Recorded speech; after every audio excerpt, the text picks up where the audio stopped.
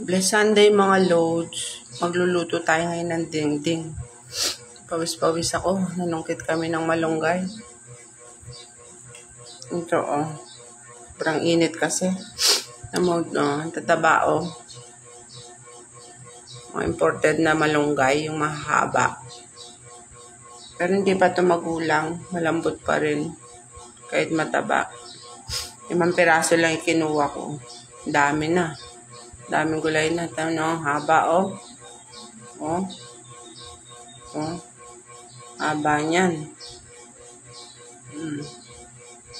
Kataas kasi yung puno kasi sinungkit na lang namin. Hindi namin maabot ni Donna. Ito Ang haba. Sarap to, dininding. Lagyan ng bagoong na boneless. Kapritong isda.